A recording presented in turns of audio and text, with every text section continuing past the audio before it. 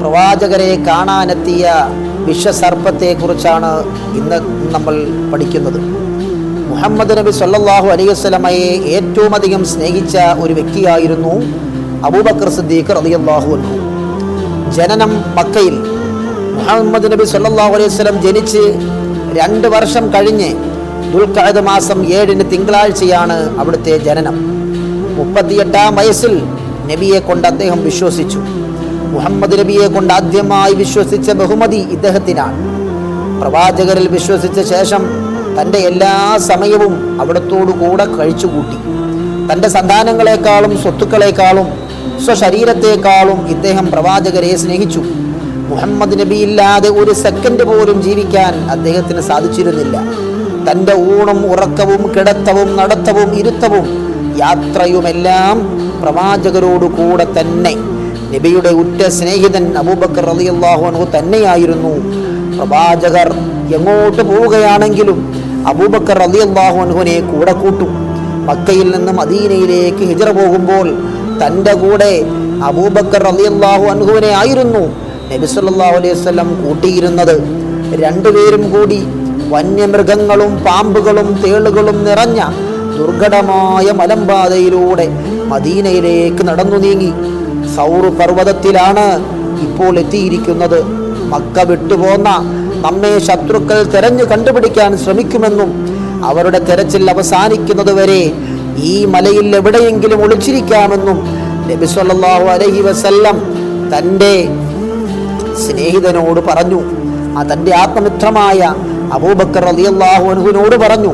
അതിനായി അവർ ആ പർവ്വതത്തിലെ സൗർ ഗുഹ തിരഞ്ഞെടുത്തു. പക്ഷേ സിദ്ദീഖ് റളിയല്ലാഹു അൻഹു നബി സല്ലല്ലാഹു അലൈഹി വസല്ലമയെ അതിനകത്ത് കടക്കാൻ അനുവദിച്ചില്ല. നബിയെ, താങ്കൾ പുറത്തു നിൽക്കൂ, ഞാൻ ആദ്യം ഗുഹക്കകത്ത് കയറി എല്ലാം ഒന്ന് വൃത്തിയാക്കട്ടെ, എന്നിട്ട് അങ്ങുള്ളിലേക്ക് കടന്നാൽ മതി. സിദ്ദീഖ് റളിയല്ലാഹു അൻഹു ഗുഹയ്ക്കകത്ത് പ്രവേശിച്ചു. അവിടെയുണ്ടായിരുന്ന പുല്ലുകളും കല്ലുകളും മറ്റു തടസ്സങ്ങളും എല്ലാം നീക്കം ചെയ്തു, വാസയോഗ്യമാക്കി. ഗുഹയ്ക്കകത്ത് കുറേ ചെറിയ മാളങ്ങൾ കാണാമായിരുന്നു. കല്ലുകളും പുല്ലുകളും തുണിക്കഷ്ണങ്ങളും ഉപയോഗിച്ച് അതെല്ലാം അടച്ചു കളഞ്ഞു. വല്ല വിഷജന്തുക്കളും വന്ന് നബി സല്ലല്ലാഹു അലൈഹി വസല്ലമയെ ഉപദ്രവിക്കരുതല്ലോ എന്ന് കരുതിയാണ് അവിടുന്ന് അങ്ങനെ ചെയ്തത്. ഒരു ദ്വാരം മാത്രം ബാക്കിയായി, അടയ്ക്കാൻ ഒന്നും കാണുന്നില്ല. എങ്കിലും അബൂബക്കർ റളിയല്ലാഹു അൻഹു തൻ്റെ ബുദ്ധി പ്രവർത്തിച്ചു. ആ മാളത്തിന് നേരെ കാൽ നീട്ടിയിരുന്നു കൊണ്ട് തൻ്റെ കാലിൻ്റെ തള്ളവിരൽ അതിൻ്റെ ആ ഗുഹയുടെ ആ ചെറിയ ദ്വാരത്തിൻ്റെ മുഖത്ത് അടച്ചു പിടിച്ചു. ഗുഹ പൂർണ്ണമായി സുരക്ഷിതമാണെന്ന് ഉറപ്പുവരുത്തിയ ശേഷം തൻ്റെ പ്രിയപ്പെട്ട നേതാവിനെ അകത്തേക്ക് വിളിച്ചു. നബി സല്ലല്ലാഹു അലൈഹി വസല്ലം ഗുഹയ്ക്കുള്ളിൽ കടന്നു. 2 പേർക്കും അതിയായ ക്ഷീണമുണ്ടായിരുന്നു. ഇന്നലെ രാത്രി പുലരുവോളം നടക്കുകയായിരുന്നല്ലോ. സിദ്ദീഖ് റളിയല്ലാഹു അൻഹു പറഞ്ഞു, നബിയെ, എൻ്റെ മടിയിൽ കിടന്നൊന്ന് വിശ്രമിച്ചോളൂ. സിദ്ദീഖ് റളിയല്ലാഹു അൻഹുവിൻ്റെ മടിയിൽ തലവെച്ച് കിടന്ന നബി സല്ലല്ലാഹു അലൈഹി വസല്ലം അങ്ങനെ ഉറങ്ങിപ്പോയി. തൻ്റെ മടിയിൽ തല ചായ്ച്ചുറങ്ങുന്ന ഹബീബിൻ്റെ മുഖത്ത് നോക്കി സന്തോഷിച്ചു കൊണ്ടിരിക്കുന്ന സിദ്ദീഖ് റളിയല്ലാഹു അൻഹു താനായിട്ട് പ്രവാചകരെ ഉണർത്തുകയില്ലെന്ന് ദൃഢനിശ്ചയം ചെയ്തു. പക്ഷേ സിദ്ദീഖ് റളിയല്ലാഹു അൻഹുവിൻ്റെ കണക്കുകൂട്ടലുകൾ തെറ്റി. മാളം അടച്ചു പിടിച്ചിരുന്ന തൻ്റെ കാൽവിരലിൽ ഉഗ്രവിഷമുള്ള ഒരു സർപ്പം കൊത്തി. കഠിനമായ വേദന. പക്ഷേ സിദ്ദീഖ് റളിയല്ലാഹു അൻഹു തൻ്റെ കാൽ അനക്കിയില്ല. താൻ എത്ര വേദന സഹിച്ചാലും തൻ്റെ ഹബീബിൻ്റെ ഉറക്കം നഷ്ടപ്പെടുത്താൻ ഞാൻ തയ്യാറല്ല തന്നെ. സർപ്പം വിടുന്ന മട്ടില്ല. 2ാം തവണയും 3ാം തവണയും ആവർത്തിച്ചു കൊത്തി. സർപ്പവിഷം തൻ്റെ ശരീരത്തിലേക്ക് കയറാൻ തുടങ്ങി. ശരീരമാസകലം ശക്തമായ വേദന. സഹിക്കാൻ കഴിയുന്നില്ലല്ലോ റബ്ബേ, ഞാനെങ്ങാനും കാൽ വലിച്ചു പോയാൽ എൻ്റെ ഹബീബ് ഉണരുമല്ലോ റബ്ബേ, കാക്കണേ നാഥാ. അസഹ്യമായ വേദന നിമിത്തം സിദ്ദീഖ് റളിയല്ലാഹു അൻഹുവിൻ്റെ കണ്ണു നിറഞ്ഞു. താൻ അറിയാതെ ഒരു തുള്ളി കണ്ണുനീർ കവിളിലൂടെ ഒലിച്ചിറങ്ങി. റസൂലുള്ളാഹി സ്വല്ലല്ലാഹു അലൈഹി വസല്ലമയുടെ മുഖത്ത് തന്നെ അത് വീണു. മുഖത്ത് വെള്ളം തട്ടിയപ്പോൾ നബി സല്ലല്ലാഹു അലൈഹി വസല്ലം ഞെട്ടിയുണർന്നു. നബി സല്ലല്ലാഹു അലൈഹി വസല്ലം ആകെ പരിഭ്രമിച്ചു പോയി. തൻ്റെ കൂട്ടുകാരൻ കരയുന്നു. എന്തുപറ്റി സിദ്ദീഖ്, എന്താണ് ഇങ്ങനെ കരയുന്നത്? നബിയെ, എനിക്ക് മാപ്പ് തരൂ, എന്നോട് പൊറുക്കൂ, എൻ്റെ കണ്ണുനീരാണല്ലോ അങ്ങേ ഉണർത്തിയത്, അറിയാതെ സംഭവിച്ചതാണ് നബിയെ. എന്താണ് സിദ്ദീഖ് താങ്കൾ പറയുന്നത്? എൻ്റെ ഉറക്കം നഷ്ടപ്പെട്ടതാണോ പ്രശ്നം? താങ്കൾ എന്തിനാണ് കരയുന്നത് എന്ന് പറയൂ. പറയാം നബിയെ, ഞാൻ ഈ ഗുഹയ്ക്കകത്ത് കടന്നപ്പോൾ കുറേ മാളങ്ങൾ കണ്ടു. അവയെല്ലാം ഞാൻ അടച്ചു കളഞ്ഞു. പക്ഷേ ഒരു മാളം അടയ്ക്കാൻ ഒന്നും കാണാത്തതിനാൽ ഞാൻ എൻ്റെ പെരുവിരൽ കൊണ്ട് പൊത്തിപ്പിടിക്കുകയായിരുന്നു. ആ മാളത്തിൽ നിന്ന് ഒരു സർപ്പം എന്നെ കൊത്തിയിരിക്കുന്നു. രണ്ട് മൂന്ന് ആവർത്തിച്ചു കൊത്തിയപ്പോൾ വേദന സഹിക്കാനാകാതെ കരഞ്ഞു പോയതാണ് നബിയെ. ആ മാളത്തിൽ നിന്ന് കാലെടുക്കൂ, ഞാനൊന്ന് കാണട്ടെ. ഇല്ല നബിയെ, ഞാൻ കാലെടുക്കില്ല. അബൂബക്കർ സിദ്ദീഖ് പറഞ്ഞു. കാലെടുക്കൂ അബൂബക്കർ. ഇല്ല നബിയെ, അത് മാത്രം പറയരുത്. അബൂബക്കർ, ഞാനല്ലേ പറയുന്നത്, ആ മാളത്തിൽ നിന്ന് കാലെടുത്തു മാറ്റൂ. വേണ്ട നബിയെ, ആ സർപ്പം എന്നെ 1000 തവണ കുത്തിയാലും അതിൻ്റെ വിഷം കയറി ഞാൻ മരിച്ചാലും ഞാൻ കാലെടുത്തു മാറ്റുകയില്ല.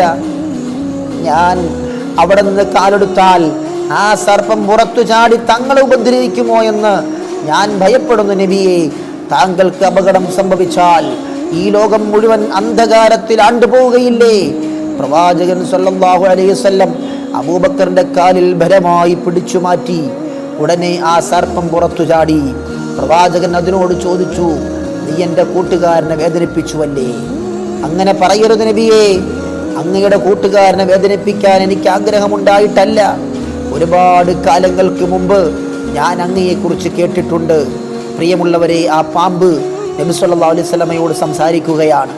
അങ്ങയെ ഒന്ന് കണ്ടുമുട്ടാൻ ഞാൻ ഒരുപാട് കൊതിച്ചിട്ടുണ്ട്. അങ്ങനെ ഇരിക്കുമ്പോഴാണ് താങ്കൾ ഈ വഴി കടന്നു പോകുവാനും ഈ ഗുഹയിൽ താമസിക്കുവാനും ഇടയായത്. ഞാൻ ഒരുപാട് സന്തോഷിച്ചു.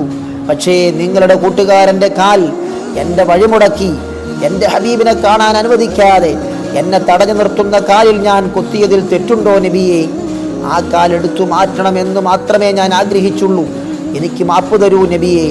നബി സല്ലല്ലാഹു അലൈഹി വസല്ലം പുഞ്ചിരിച്ചുകൊണ്ട് അബൂബക്കറിന്റെ കാലിൽ തൻ്റെ ഉമനീർ പുരട്ടിക്കൊടുത്തു. ഉടൻ വിഷമിറങ്ങുകയും വേദന ശമിക്കുകയും ചെയ്തു.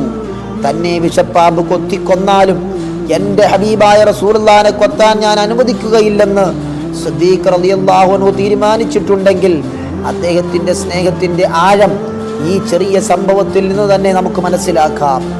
ഇത് സിദ്ദീഖ് റളിയല്ലാഹു അൻഹുവിൻ്റെ സ്നേഹപ്രകടനത്തിൻ്റെ ഒരു ഭാഗം മാത്രമാണ്. ഇങ്ങനെ എത്ര സംഭവങ്ങൾ മഹാനവറുകളുടെ ജീവിതത്തിൽ നമുക്ക് കാണാൻ കഴിയും. അബൂബക്കർ റളിയല്ലാഹു അൻഹുവിന് 61 വയസ്സായപ്പോൾ തൻ്റെ എല്ലാമായ ആത്മസുഹൃത്ത് മുത്ത് മുഹമ്മദ് മുസ്തഫ സല്ലല്ലാഹു അലൈഹി വസല്ലം തന്നോട് വിട പറഞ്ഞു. വഫാത്തായ അന്നു മുതൽ അബൂബക്കർ സിദ്ദീഖ് റളിയല്ലാഹു അൻഹു തളരാൻ തുടങ്ങി. തൻ്റെ ഹബീബ് പിരിഞ്ഞതിലുള്ള ദുഃഖം അദ്ദേഹത്തിന് സഹിക്കാൻ കഴിഞ്ഞില്ല. എപ്പോഴും തൻ്റെ ഹബീബിനെ സംബന്ധിച്ചുള്ള ആലോചനയും ചിന്തയും തന്നെയായിരുന്നു.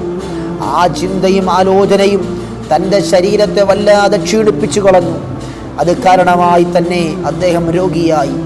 അന്ന് ഒരു ദിവസം നല്ല തണുപ്പുള്ള രാത്രിയിൽ കുളിച്ചതുകൊണ്ട് തൻ്റെ പനി ശക്തിയായി. മുഹമ്മദ് നബി സല്ലല്ലാഹു അലൈഹി വസല്ലം 13 ദിവസം പനി പിടിച്ച് കിടന്നിട്ടുണ്ടെങ്കിൽ സിദ്ദീഖ് റളിയല്ലാഹു അൻഹു 15 ദിവസം പനി പിടിച്ചു കിടന്നു. 15ാം ദിവസത്തിൽ മരിക്കുകയും ചെയ്തു. തൻ്റെ ഹബീബ് തന്നെ വിട്ടുപിരിഞ്ഞ വിഷമത്തോടെ ദുഃഖത്തോടെ 2 വർഷം അദ്ദേഹം ജീവിച്ചു. ആ വിഷമം സഹിക്കവയ്യാതെ അദ്ദേഹം രോഗിയായി തീർന്നു. തൻ്റെ വഫാത്ത് അടുത്തപ്പോൾ അദ്ദേഹം ഇടയ്ക്കിടയ്ക്ക് പറയുമായിരുന്നു, ഞാൻ ഇന്ന് മരിച്ചാൽ നാളത്തേക്ക് എന്നെ വെക്കരുത്. എൻ്റെ ദിവസങ്ങളിൽ നിന്ന് എനിക്ക് ഏറ്റവും തൃപ്തിപ്പെട്ട ദിവസം എൻ്റെ ഹബീബിൻ്റെ അടുത്തേക്ക് ചെന്നു ചേരുന്ന ദിവസമാണ്. അതുകൊണ്ട് എന്നെ എൻ്റെ ഹബീബിൻ്റെ ചാരത്ത് മറമാടണം. തൻ്റെ 63ാം വയസ്സിൽ മഹാനവറുകൾ ഈ ലോകത്തോട് വിട പറഞ്ഞു.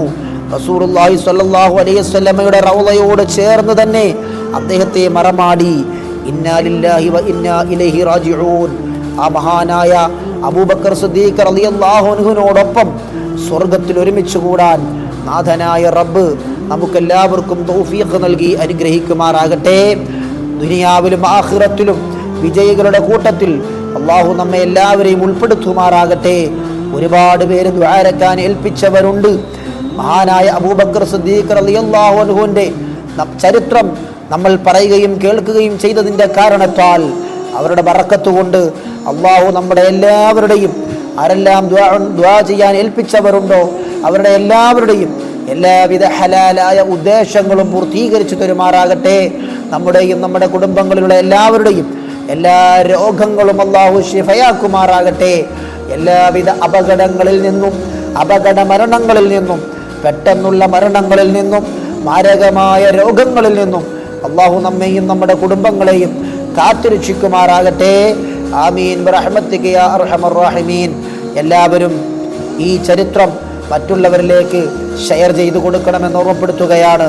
അതുപോലെ തന്നെ ദുആ ചെയ്യാൻ, വസിയത്ത് ചെയ്യാൻ ആഗ്രഹിക്കുന്നവർ നമ്മുടെ ഈ ചാനലിലെ കമൻറ്റിലൂടെ ആ ദുആ വസിയത്തുകൾ അയക്കണം.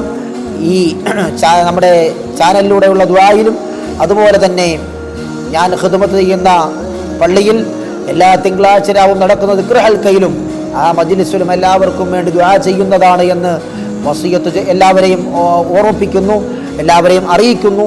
ഇൻഷാ അല്ലാഹ് നിങ്ങളുടെ എല്ലാ ദുആകളിലും എന്നെയും എൻ്റെ കുടുംബത്തെയും ഉൾപ്പെടുത്തണമെന്ന് വസിയത്ത് ചെയ്തുകൊണ്ട് നിർത്തുന്നു. അസ്സലാമു അലൈക്കും വറഹ്മത്തുള്ളാഹി വബറകാതുഹു.